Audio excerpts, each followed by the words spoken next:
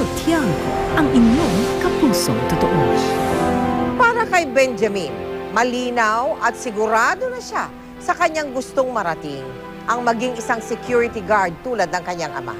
Kaya naman ganoon na lang ang kanyang pagpupursige sa pag-aaral para kalaunay makatulong sa kanyang pamilya. Subalit sa paglipas ng panahon, tila ba unti-unting lumalabong makamit niya ang kanyang pangarap. Kung ang ibang batang kasing edad niya, mga laruan o bagong gamit ang hiling tuwing pumapasok ng simbahan, iba ang taimtim na panalangin ni Benjamin noong araw na iyon. Panginoon, sana po tulungan ninyong akong gumaling ang aking mga mata. Pag-uwi, sasabak naman siya sa pangangalakal ng bote at karton. Nasa 20 lang po pag konti lang po nakukuha ko po. Pambili lang po ng bigas. Sa kabila na pinamamalas na kasipagan, may iniinda pala siyang karamdaman. Nung nailabas ko po siya, hirap po siyang dumilat. Nahihirapan po akong tumingin at saka po nahihirapan po akong makakita. Simple lang sana ang pangarap ng bata, ang maging katulad ng kanyang ama. Gusto ko pong paglaki ko po mag-security guard, kayahin ko po ang tatay. Pagdating naman sa eskwela, dagdag pahirap kay Benjamin ang kanyang lumalabong mga mata.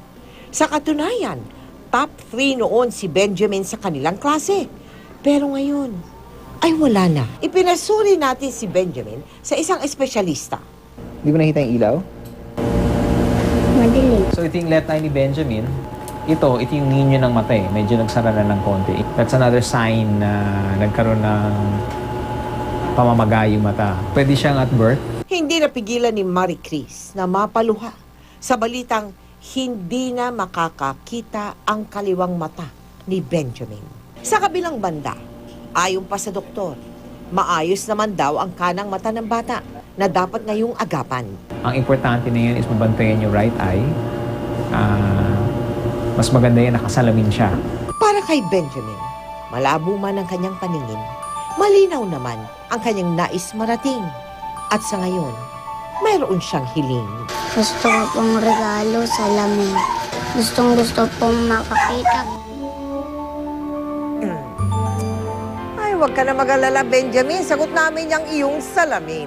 Sa katunayan, kanina po ay sinukatan na siya ng kanyang kakailanganing salamin. Kami po ay nagpapasalamat kay Dr. Richard Nepomuceno na siyang sumuri sa bata. At sa ipaw pala, maraming salamat din sa salamin para kay Benjamin. Kung gusto po ninyo magpaabot ng tulong sa bata, maaari po kayo magsadya o tumawag sa aming tanggapan, magdeposito sa aming mga bank account o sa anumang sangay ng Cebuana Luwilier. Maaari din mag-log on sa www.kapusofoundation.com.